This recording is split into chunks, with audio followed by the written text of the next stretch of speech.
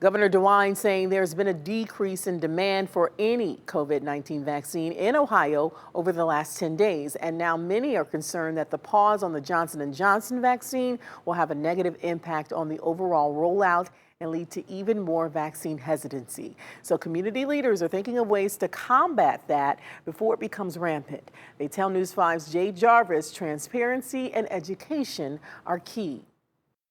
Lois Arnold got her second shot at the Pfizer vaccine at the Wolstein Center mass vaccination site Tuesday, but it wasn't without some hesitation. Because I'm a black older lady, I felt that it wasn't for me. But eventually, she came around. When I was still around when the vaccination came out, I said, well, maybe that's a sign for God to keep doing His will and His service. I came out and got it. Community leaders are working to get more people like Arnold vaccinated, but the Johnson & Johnson vaccine pause might make that process even harder.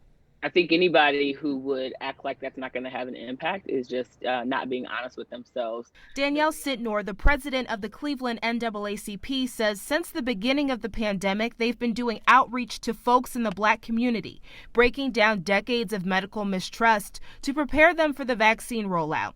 Despite that, the numbers of vaccinations among Black people have fallen short. There's not a lack of awareness that people can get the vaccine. They do not want it. Sitnor says education about the vaccine is the key to getting more shots in arms and commends the CDC and FDA for their transparency, which she says will help community leaders get valuable information to the neighborhoods they serve. We don't want anybody to feel like they were got by the system or they were misled, because that is what the Tuskegee experiment and other things were. They were being totally misled. There was no transparency. This is very different. The government is being very open and saying, we want to protect you. Pastor Keo Cummings of Ebenezer Assembly of Christ Church says education is the path he's chosen to take too.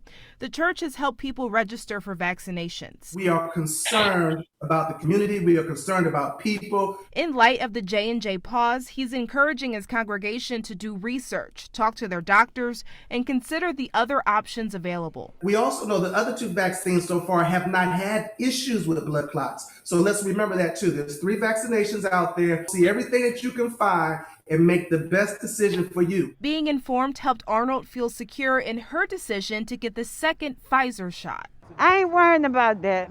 I didn't get that shot, so it didn't faze me. In Cleveland, Jay Jarvis, News 5.